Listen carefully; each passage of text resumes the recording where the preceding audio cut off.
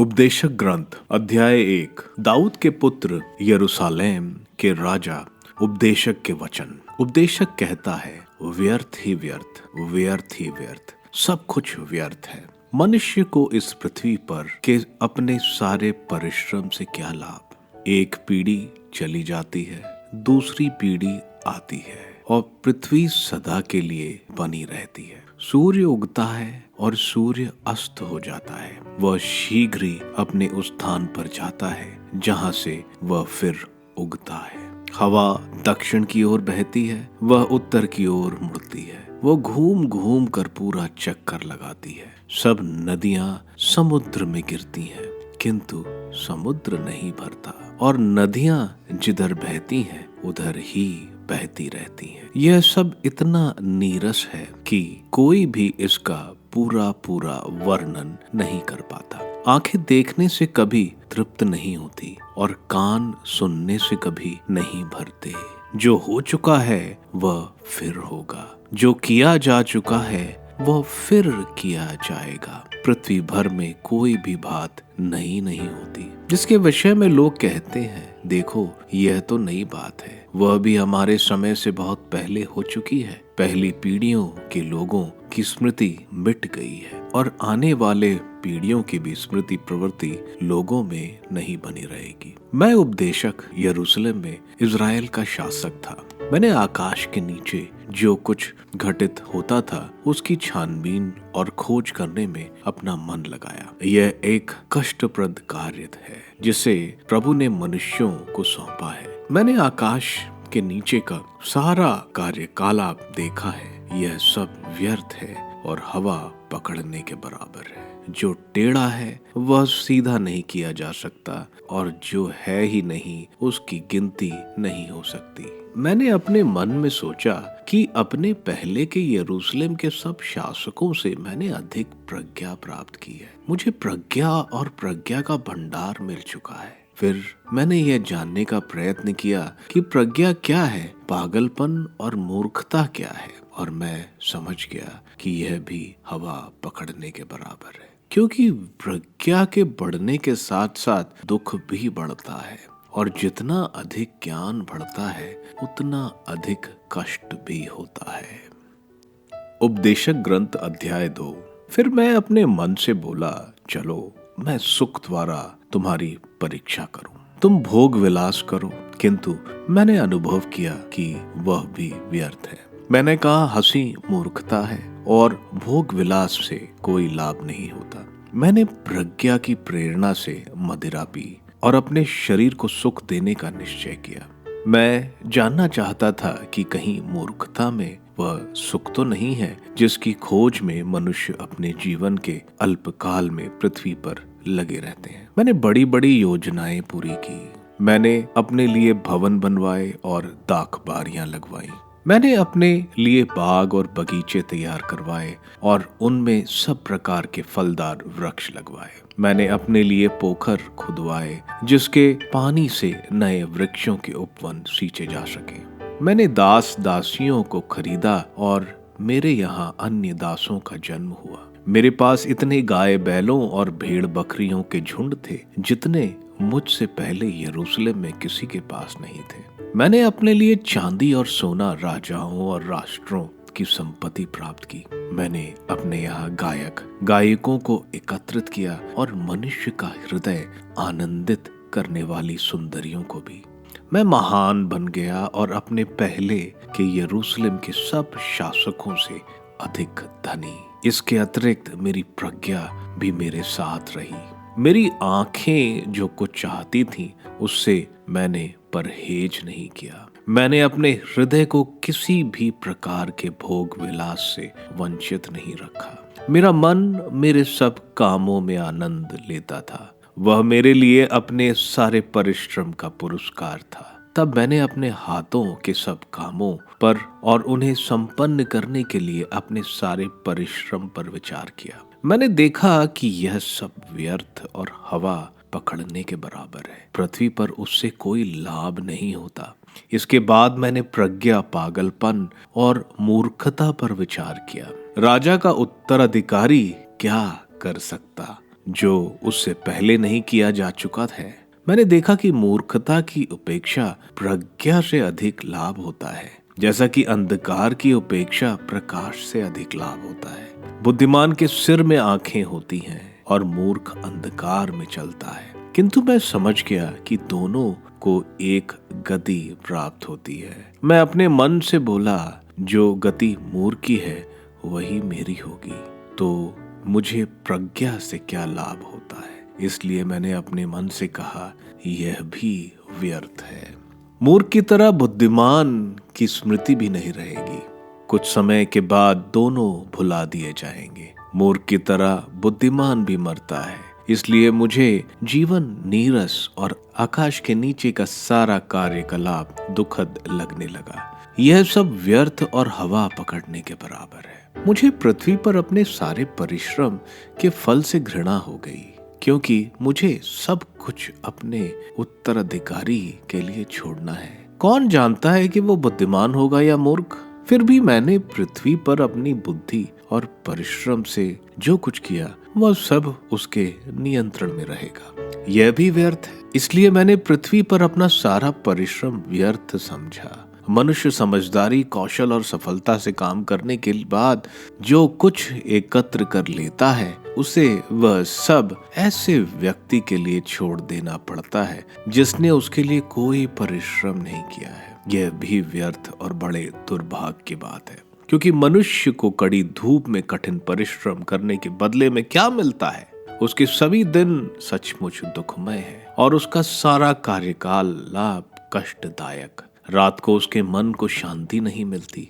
यह भी व्यर्थ है। मनुष्य के लिए सबसे अच्छा यह है कि वह खाए पिए और परिश्रम करते हुए संतुष्ट रहे। मैंने देखा कि यह भी ईश्वर के हाथ से प्राप्त होता है, क्योंकि ईश्वर के अनजान में ना तो कोई खा पी सकता और ना चिंता कर सकता है। जिस मनुष्य पर ईश्वर प्रसन्न है वह उसे प्रज्ञा, ज्ञान और आनंद प्रदान करता है, किंतु वह पापी मनुष्य से धन एकत्र करने और संचित रखने का काम करवाता, जिससे वह उसे उस मनुष्य को सौंप दे जिस पर ईश्वर प्रसन्न है। यह भी व्यर्थ और हवा पकड़ने के बराबर है।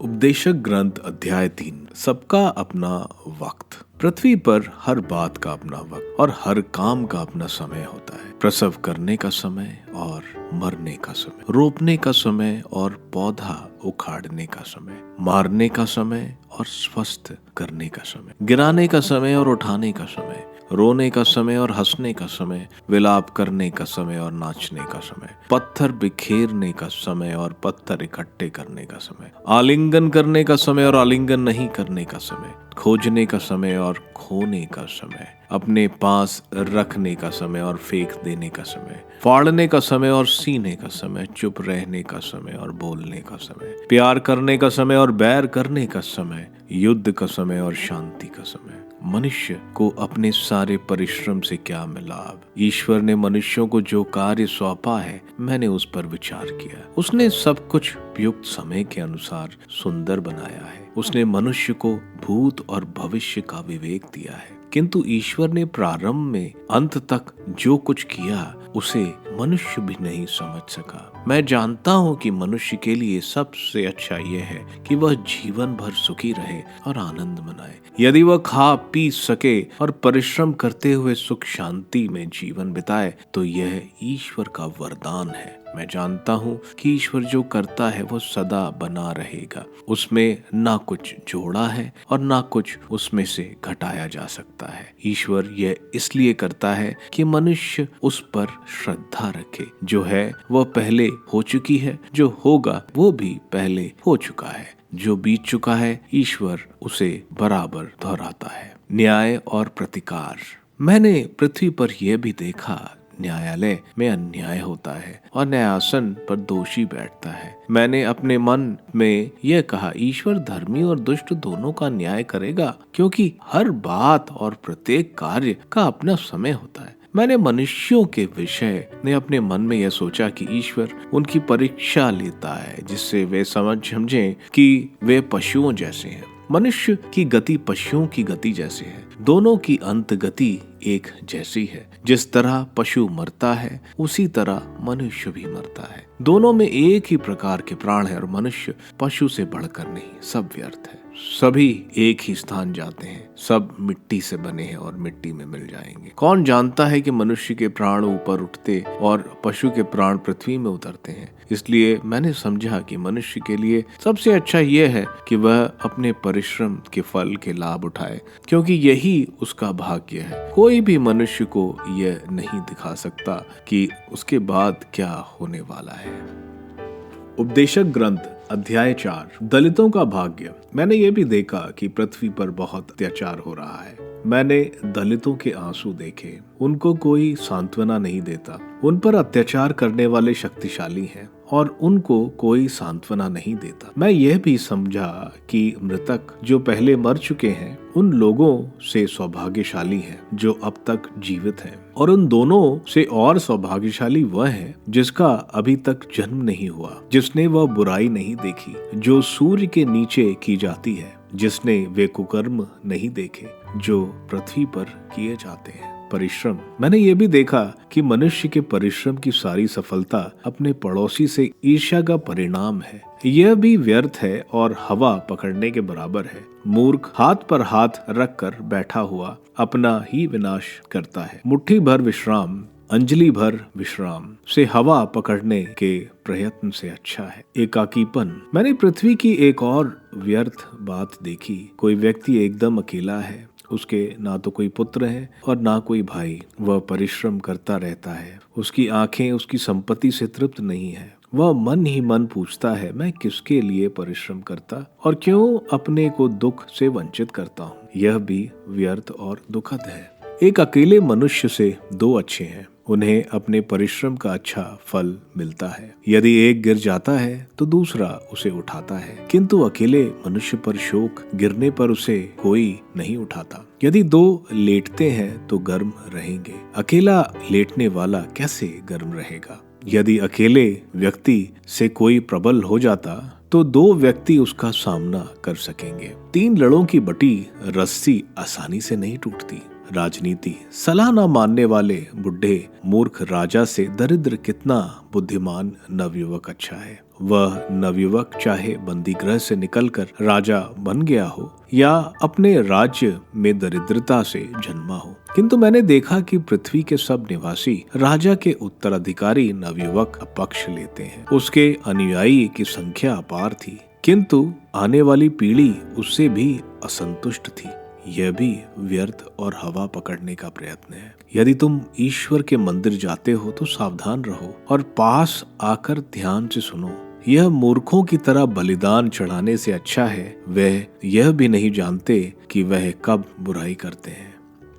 उपदेशक ग्रंथ अध्याय 5। ईश्वर के सामने खड़े होकर तुम अपने मुंह से जल्दी कोई शब्द नहीं निकालो और अपने हृदय की कोई बात प्रकट करने में उतावले मत करो, क्योंकि ईश्वर स्वर्ग में है और तुम पृथ्वी पर हो। इसलिए तुम्हारे शब्द थोड़े ही हो, क्योंकि अधिक चिंता करने से मनुष्य दुस्वप्न देखता और अधिक बोलने से वह बकवाद करता है। यदि तुम ईश्वर के लिए मन्नत मानते हो तो उसे शीघ्र पूरा करो। वह मूर्खों पर प्रसन्न नहीं होता। तुमने जो मन्नत मानी उसे पूरा करो। मन्नत मानने और उसे पूरा नहीं करने से अच्छा यही है कि तुम मन्नत नहीं मानो। इसका ध्यान रखो कि तुम्हारा मुख तुमको दोषी ना बनाए, और मन्नत मानने के बाद तुम याजक से मत कहो कि गलती हो गई है। कहीं ऐसा ना हो कि ईश्वर तुम पर अप्रसन्न हो और तुम्हारे परिश्रम का फल नष्ट कर दे।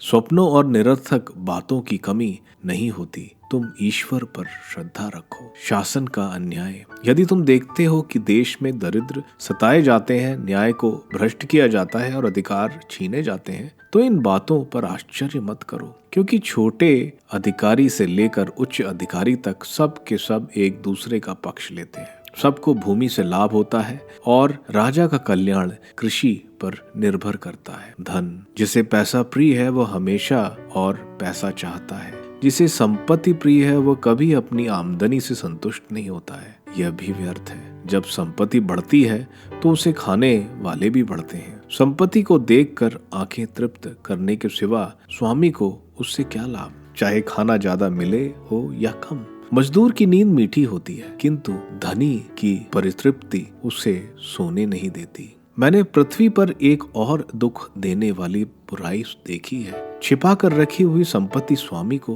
हानि पहुंचाती है। वह संपत्ति किसी विपत्ति में नष्ट हो जाती है और उसकी संतान के हाथ खाली हैं। जिस तरह मनुष्य अपनी माता के गर्भ से बाहर आया, उसी तरह वह नंगा ही यहाँ से चला जाएगा। वह अपने परिश्रम के फल का कुछ भी अपने साथ नहीं ले जा सकता है। यह भी एक दुख देने वाली बुराई है। वह जिस तरह आया उसी तरह वह चला जाता है। उसे क्या लाभ हुआ? उसने व्यर्थ परिश्रम किया। वह अपना सारा जीवन अंधकार, निराशा, कष्ट और कटुता में बिताता है। मैं एक बात अच्छी समझता हूँ, यह उचित है कि मनुष्य ईश्वर द्वारा प्रदत्त अल्प जीवन काल में खाए पिए और परिश्रम करते हुए सुख शांति का जीवन बिताए, क्योंकि यही उसका भाग्य है। यदि ईश्वर किसी मनुष्य को धन संपत्ति प्रदान करता है और उसे उसका उपभोग करने के योग्य बनाता है, तो वह अपना भाग्य स्वीकार करे और परिश्रम करते हुए सुख शांति का जीवन बिताए।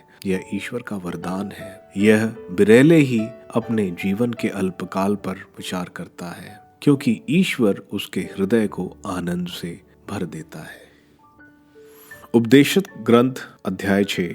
मैंने पृथ्वी पर एक और बुराई देखी है, जिसके भार से मनुष्य दब जाता है। ईश्वर किसी मनुष्य को इतनी धन संपत्ति और सम्मान देता है कि उसके हृदय के सब मनोरथ पूरे हो जाते हैं, किंतु ईश्वर उसे उसका उपभोग करने नहीं देता और पराया व्यक्ति उसका उपभोग करता है। यह भी व्यर्थ और दुख देने वाली बुराई है। लंबी आयु।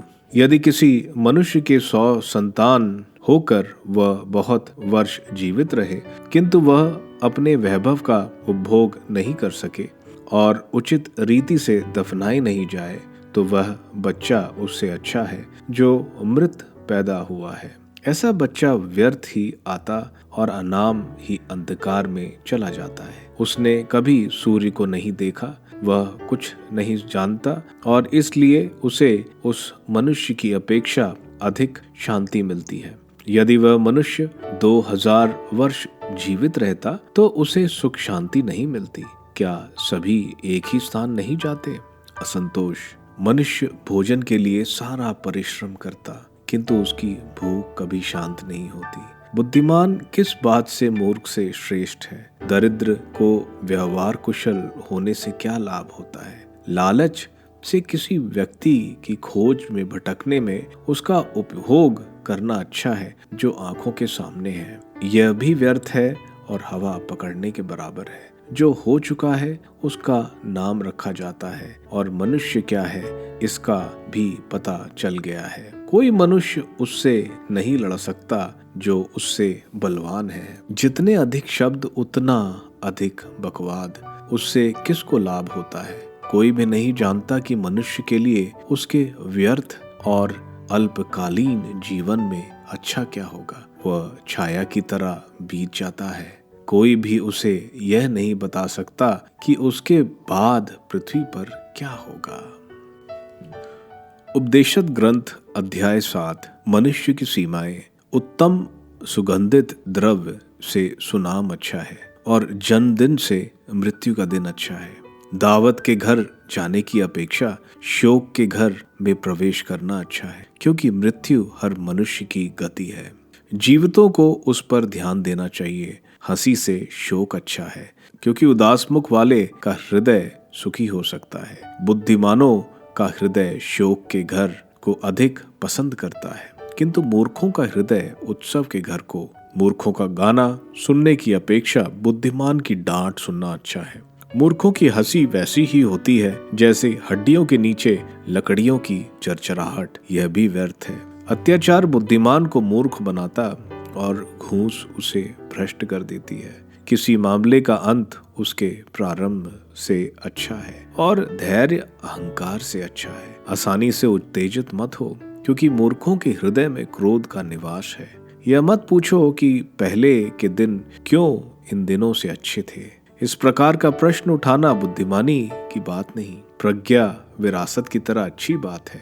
इससे सूर्य देखने वाले लाभ उठाते हैं। प्रज्ञा और धन दोनों मनुष्य की रक्षा करते हैं कि वह ज्ञानी को जीवन प्रदान करता है। ईश्वर के कार्यों पर विचार करो। जिससे ईश्वर ने टेढ़ा कर दिया उसे कौन सीधा कर सकता है। सुख के दिन आनंद मनाओ, दुख के दिन यह सोचो कि ईश्वर ने दोनों को बनाया है। मनुष्य नहीं जानता कि उसके बाद क्या होने वाला है। न्याय और प्रज्ञा। मैंने अपने व्यर्थ जीवन में इन दोनों को देखा है। धर्मी को जो अपने न्याय के कारण नष्ट हो गया और दुष्ट को जो अपनी दुष्टता के बावजूद बहुत समय तक जीवित रहा। ना बहुत अधिक न्यायी बनो और ना बहुत अधिक बुद्धिमान। क्यों अपनी हानि करना चाहते हो। ना बहुत अधिक दुष्ट बनो और ना मूर्ख बनो। क्यों समय से पहले मरना चाहते हो। अच्छा यह है कि तुम एक को पकड़े रहो और दूसरे को हाथ से जाने ना दो। जो ईश्वर पर श्रद्धा रखता है वह दोनों कर पाएगा। प्रज्ञा बुद्धिमान मनुष्य को नगर के 10 शासकों से अधिक शक्तिशाली बनाती है। संसार में ऐसा कोई धार्मिक मनुष्य नहीं जो भलाई ही करता और कभी पाप नहीं करता। लोग जो बातें कहते हैं उन सब पर ध्यान मत दो, नहीं तो तुम अपने नौकर को अपने को कोसते सुनोगे, क्योंकि तुम यह भी जानते हो कि तुमने कितनी बार दूसरों को कोसा है। प्रज्ञा दुर्लभ है। मैंने प्रज्ञा से इन सब बातों की छानबीन की है और कहा, मैंने प्रज्ञा प्राप्त करने का निश्चय किया, किंतु यह तुम्हारी शक्ति के परे था। जो अस्तित्व में आया वह हमारी वृद्धि के परे है। वह गहरा है, बहुत गहरा। कौन उसकी था ले सकता है। मैंने सारे हृदय से यह जानने का प्रयत्न किया कि प्रज्ञा और बुद्धि क्या है, और यह समझा कि दुष्टता नासमझी और मूर्खता पागलपन है। मैं यह समझता हूँ कि कुछ स्त्रियां मृत्यु से भी कड़वी हैं। वे फंदे जैसी हैं, उनका हृदय जाल जैसा और उनके हाथ जंजीर जैसे हैं। जो ईश्वर को प्रिय है वही उनसे बचता है, किंतु पापी उनके जाल में फंसता है। उपदेशक कहता है, अनुसंधान करते करते मैं इतना ही जान पाया। मैं अनुसंधान करता रहा किंतु मैं असफल रहा। मुझे 1000 में एक पुरुष मिला, किंतु उन सब में मुझे एक भी स्त्री नहीं मिली। अंत में मैं इस निष्कर्ष पर पहुंचा, ईश्वर ने मानव जीवन को सरल बनाया, किंतु मनुष्य ने उसे तर्क वितर्क से जटिल बना दिया। उपदेशक ग्रंथ अध्याय 8। बुद्धिमान के सदृश कौन है। सृष्टि का रहस्य कौन जानता है। प्रज्ञा मनुष्य का मुख आलोकित करती और उसकी कठोरता दूर कर देती है। बुद्धिमान और शासन। ईश्वर के सामने अपनी शपथ के कारण तुम राजा की आज्ञा का पालन करो। तुम उसके यहाँ से उतावली में नहीं जाओ। तुम किसी बात के लिए राजा से अनुरोध नहीं करो, क्योंकि वह जो चाहता है वही करेगा। राज का मत निर्णायक है। कौन उससे यह पूछ सकता है कि आप यह क्यों कर रहे हैं। जो उसकी आज्ञा का पालन करता है उसका कोई अनिष्ट नहीं होगा। जो बुद्धिमान है वह हर काम का उपयुक्त समय और उचित ढंग जानता है, क्योंकि हर काम का उपयुक्त समय और ढंग होता है। मनुष्य के लिए यह बड़े दुख की बात है कि वह भाग्य को नहीं जानता। उसे कौन बता सकता है कि क्या होने वाला है। किसी को अपने प्राणों पर अधिकार नहीं, कोई उन्हें नहीं रोक सकता। जिस तरह युद्ध के समय किसी को छुट्टी नहीं मिलती, उसी तरह दुष्टों को अपनी दुष्टता से मुक्ति नहीं। मैंने यह सब देखा जब मैं संसार के समस्त कार्यकलाप पर विचार करता रहा, जहाँ मनुष्य दूसरों पर अधिकार जताता और उन्हें हानि पहुँचाता है। मानव बुद्धि की असमर्थता। मैंने दुष्टों का दफन देखा। मंदिर में जाने के बाद लोगों ने नगर में उनका आचरण बुला दिया। यह भी व्यर्थ है। मनुष्य अपने हृदय में इसलिए बुरी योजनाएं बनाते रहते हैं कि अपराधियों को तुरंत दंड नहीं दिया जाता। दुष्ट सैकड़ों को कर्म करने के बाद भी कुछ समय तक जीवित रहते हैं। फिर भी मैं यह जानता हूँ ईश्वर के भक्तों का कल्याण होगा, क्योंकि वे ईश्वर पर श्रद्धा रखते हैं। किंतु दुष्ट का कल्याण नहीं होगा। वह छाया की तरह लुप्त होकर बहुत समय तक जीवित नहीं रहेगा, क्योंकि वह प्रभु पर श्रद्धा नहीं रखता। पृथ्वी पर एक और बात व्यर्थ है। कुछ धर्मियों को दुष्टों का दंड भुगतना पड़ता है और कुछ दुष्टों को धर्मियों का पुरस्कार मिलता है। मैं कह चुका हूँ कि यह भी व्यर्थ है, इसलिए मेरी सिफारिश ये है, जीवन में आनंद मनाओ, क्योंकि पृथ्वी पर मनुष्य के लिए सबसे अच्छा यह है कि वह खाए पिए और प्रसन्न रहे। इस संसार में ईश्वर ने उसे जितने दिन दिए हैं उनमें उससे उसके परिश्रम में वह आनंद उसके साथ रहे। जब मैंने प्रज्ञा प्राप्त करने और पृथ्वी पर मनुष्य का कार्यकलाप समझने का प्रयत्न किया तो मैंने देखा कि मनुष्य भले ही दिन रात परिश्रम करता रहे, किंतु पृथ्वी पर जो कुछ हो रहा है वह उसमें ईश्वर का उद्देश्य समझने में असमर्थ है। वह कितना ही परिश्रम क्यों न करे, किंतु उसे सफलता नहीं मिलती। यदि ज्ञानी यह समझने का दावा करता है तो भी वह उसका पता लगाने में असमर्थ है। उपदेशक ग्रंथ अध्याय 9। सबकी गति एक जैसी है। इन सब बातों पर विचार करने के बाद मैं इस निष्कर्ष पर पहुंचा कि धर्मी एवं ज्ञानी और उनका सारा कार्यकलाप प्रभु के हाथ में है। कोई मनुष्य नहीं जानता कि उसके भाग्य में प्रेम बदा है या बैर, धर्मी और अधर्मी, भला और बुरा, शुद्ध और अशुद्ध, बलिदान चढ़ाने वाला और बलिदान नहीं चढ़ाने वाला, सबकी गति एक जैसी है। भले मनुष्य की गति पापी की जैसी, शपथ खाने वाले की गति उस व्यक्ति की जैसी है जो शपथ खाने से डरता है। पृथ्वी पर के सारे कार्यकलाप में यही बुराई है, सबकी गति एक जैसी है। मनुष्यों का हृदय दुष्टता से भरा है। जब तक वे जीवित रहते हैं उनके हृदय में पागलपन है और उसके बाद वे मृतकों के पास जाते हैं। जब तक जीवन तब तक आशा है। मुर्दा सिंह से जिंदा कुत्ता अच्छा है। जो जीवित है वे जानते हैं कि उन्हें मरना होगा, किंतु मृतक कुछ नहीं जानते, उन्हें और कोई प्रतिफल नहीं मिलेगा। उनका नाम तक भुला दिया गया है। उनका प्यार, उनका बैर और उनकी ईर्ष्या ये सब मिट गया है। पृथ्वी पर के सारे कार्यकलाप में उनका अब कोई भाग नहीं रहा। जीवन का आनंद ईश्वर का वरदान है। जाओ आनंद के साथ अपनी रोटी खाओ और प्रसन्न होकर अपनी अंगूरी पियो, क्योंकि ईश्वर उसके लिए अपनी स्वीकृति दे चुका है। तुम हमेशा उज्जवल कपड़े पहनो और अपने सिर पर तेल लगाओ। ईश्वर ने तुम्हें पृथ्वी में जो व्यर्थ जीवन दिया है उसमें अपनी प्रिय पत्नी के साथ जीवन का आनंद भोगते रहो। यह जीवन में और पृथ्वी पर तुम्हारे परिश्रम में तुम्हारा भाग्य है। तुम्हारे हाथ जो भी काम करे उससे पूरी लगन के साथ करो, क्योंकि अधोलोक में जहाँ तुम जाने वाले हो वहाँ ना तो काम है, ना विचार, ना ज्ञान और ना प्रज्ञा, अप्रतिष्ठित विपत्ति। मैंने पृथ्वी पर एक और बात देखी, ना तो दौड़ में सबसे द्रुतगामी जीतता और ना युद्ध में सबसे शक्तिशाली विजय होता है। ना तो सबसे बुद्धिमान को भोजन मिलता, ना सबसे समझदार को धन संपत्ति और ना सबसे ज्ञानी को कृपा दृष्टि।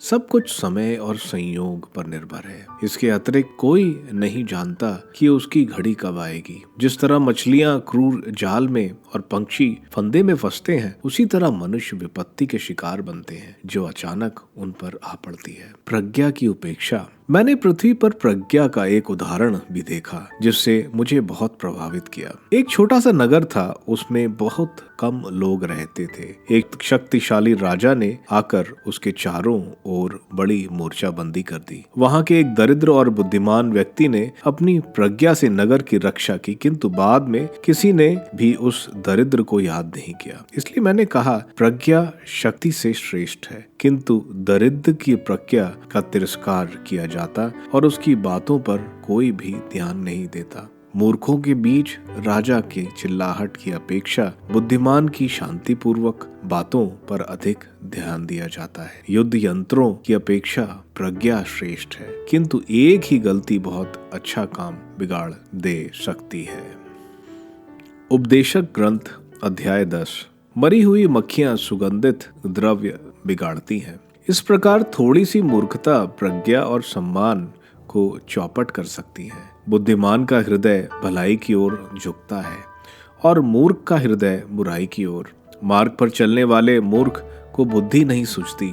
वह सबको यह दिखा देता है कि वह कितना मूर्ख है। जब शासक तुम पर अप्रसन्न हो तो अपना काम मत छोड़ो, क्योंकि धैर्य बहुत सी गलतियां से बचाता है। मैंने पृथ्वी पर एक बुराई देखी है, एक ऐसी गलती जिसे शासक किया करते हैं। मूर्खों की नियुक्ति बड़े बड़े पदों पर होती है और धनियों की छोटे छोटे पदों पर। मैंने दासों को घोड़े पर यात्रा करते देखा है और शासकों को दासों जैसा पैदल जाते। सक्रियता, जो गड्ढा खोदता वह उसमें गिर सकता है, जो दीवार में सेंग लगाता उसे सांप काट सकता है, जो खदान में से पत्थर निकालता उसे चोट लग सकती है, जो लकड़ियां चीरता उसे उनसे खतरा रहता है। यदि तुम भुतेरे कुल्हाड़े की धार नहीं बजाते तो दुगना परिश्रम करना पड़ेगा। बुद्धिमानी सफलता की कुंजी है। यदि मंत्र सुनने से पहले सांप काट ले तो सपेरा क्या कर सकता है। प्रज्ञा और मूर्खता, बुद्धिमान के मुख से निकलने वाले शब्द प्रिय लगते हैं, किंतु मूर्ख की बातें उसके विनाश का कारण बनती हैं। उसके मुंह से निकलने वाले शब्द मूर्खता से प्रारंभ होते हैं, किंतु उनका अंत दुष्टतापूर्ण पागलपन है। मूर्ख बहुत बातें करते हैं, यह कोई भी नहीं जानता कि बाद में क्या होगा, और कोई भी उसे यह नहीं बता सकता कि उसके बाद क्या होने वाला है। मूर्ख अपने परिश्रम से इतना थक जाता है कि उसे नगर का रास्ता भी नहीं सूझता। राजा और शासन, उस देश पर शोक जिसका राजा बच्चा है, जिसके समांत प्रातःकाल में दावत उड़ाते। धन्य है वे देश जिसका राजा कुलीन है, जिसके समांत मतवाले बनने के लिए नहीं बल्कि बल प्राप्त करने के लिए उचित समय पर खाते पीते हैं। यदि कोई आलसी है तो उसकी छत बैठ जाती है, यदि उसके हाथ सुस्त हैं तो घर में पानी चूता है। लोग मन बहलाने के लिए भोजन करते और अंगूरी जीवन को आनंदपूर्ण बनाती है, किंतु धन से हर समस्या का समाधान हो जाता है। तुम मन में भी राजा की निंदा मत करो और अपने शयन कक्ष में भी धनी को मत धिक्कारो, क्योंकि आकाश की कोई चिड़िया तुम्हारे शब्द ले उड़ेगी, कोई पंखदार जीव तुम्हारी बात प्रकट कर देगा। उपदेशक ग्रंथ अध्याय 11। अपना कर्तव्य करो, अपनी रोटी जलाशय की सतह पर बिखेरो, किसी न किसी दिन उसे फिर पा जाओगे। अपान धन 7 या 8 लोगों में बांट दो, क्योंकि तुम नहीं जानते कि पृथ्वी पर कौन सी विपत्ति आ पड़ेगी। जब बादल पानी से भर जाते हैं तो वे पृथ्वी पर बरसते हैं। पेड़ चाहे दक्षिण की ओर गिरे या उत्तर की ओर, वह जहाँ गिरता वहीं पड़ा रहता है। जो हवा पर ही ध्यान रखता वह नहीं बोता, जो बादलों की ओर देखता रहता वह नहीं लूनता। जिस तरह तुम नहीं जानते कि प्राण कहाँ जाते और माता के गर्भ में शरीर कैसे बनता है, उसी तरह तुम ईश्वर का कार्य नहीं समझ सकते जिसने सब कुछ बनाया है। तुम प्रातः अपने खेत में बीज बोओ और संध्या तक काम करते रहो, क्योंकि तुम नहीं जानते कि तुम्हें किस काम में सफलता मिलेगी, इसमें या उसमें अथवा दोनों में। जीवन का आनंद, ज्योति मधुर लगती है और आंखें सूर्य के प्रकाश देखकर प्रसन्न होती हैं। यदि मनुष्य वर्षों तक जीता रहता है तो उन सब का आनंद मनाए, किंतु उसे याद रहे कि बुरे दिनों का अभाव नहीं और जो बाद में आएगा वह सब व्यर्थ है। युवक, अपनी जवानी में आनंद मनाओ, अपनी युवावस्था में मनोरंजन करो, अपने हृदय और अपनी आंखों की अभिलाषा पूरी करो, किंतु याद रखो कि ईश्वर तुम्हारे आचरण का लेखा मांगेगा। अपने हृदय से शोक निकाल दो और अपने शरीर से कष्ट दूर कर दो, क्योंकि जीवन का प्रभात क्षण भंगुर है। उपदेशक ग्रंथ अध्याय 12। बुढ़ापा और मृत्यु। अपनी जवानी के दिनों में अपने सृष्टिकर्ता को याद रखो। बुरे दिनों के आने से पहले, उन वर्षों के आने से पहले जिनके विषय में तुम कहोगे मुझे उनसे कोई सुख नहीं मिला, उस समय से पहले जब सूर्य प्रकाश, चंद्रमा और नक्षत्र अंधकार में हो जाएं और वर्षा के बाद बादल छा जाएंगे, उस समय से पहले जब घर के रक्षक कांपने लगेंगे, बलवानों का शरीर झुक जाएगा, चबाने वाले इतने कम होंगे कि अपना काम बंद कर देंगे और जो खिड़कियां से झांकती हैं वे धुंधली हो जाएंगी। उस समय से पहले जब बाहरी दरवाजे बंद होंगे, चक्की की आवाज मंद होगी, चिड़िया की चड़चड़ाहट धीमी पड़ जाएगी और सभी गति मौन हो जाएगी। उस समय से पहले जब ऊंचाई पर चढ़ने से डर लगेगा और सड़कों पर खतरे ही खतरे दिखाई देंगे, जब बादाम का स्वाद फीका पड़ जाएगा, टिड्डियां नहीं पिचेंगी और चटनी में रुचि नहीं रहेगी, क्योंकि मनुष्य परलोक सिधारने पर और शोक मनाने वाले सड़क पर आ रहे हैं। उस समय से पहले जब चांदी का तार टूट जाएगा और सोने का पात्र गिर पड़ेगा, जब घड़ा झरने के पास फूटेगा और कुएं का पहिया टुकड़े टुकड़े हो जाएगा, उस समय से पहले जब मिट्टी उस पृथ्वी से मिल जाएगी जहां से वो आई है और आत्मा ईश्वर के पास लौट जाएगी जिसने उसे भेजा है। उपदेशक कहता है, व्यर्थ ही व्यर्थ, सब कुछ व्यर्थ है। उपदेशक न केवल बुद्धिमान था, बल्कि उसने जनता को प्रज्ञा की शिक्षा दी थी। उसने सोचने और परखने के बाद बहुत सी सुक्तियां का संकलन किया था। उसने सुंदर सुक्तियों की खोज निकाला था, जिनका सही अर्थ यहाँ लिपिबंद किया गया है। ये शब्द प्रमाणित हैं। बुद्धिमान के शब्द अंकुश जैसे हैं। उसकी सुक्तियां का संग्रह मजबूती से ठोकी कीलों जैसी है। ये सब एक ही चरवाहे की देन है। पुत्र, सावधान रहो, उनमें कुछ नहीं जोड़ो। अनेक ग्रंथों के निर्माण का अंत नहीं होता और अधिक अध्ययन करने से शरीर थक जाता है। ईश्वर पर श्रद्धा रखो और उसकी आज्ञाओं का पालन करो। यही मनुष्य का कर्तव्य है, क्योंकि ईश्वर हर कार्य का न्याय करेगा, चाहे वह कितना गुप्त क्यों ना हो, और वह उसे भला या बुरा सिद्ध करेगा।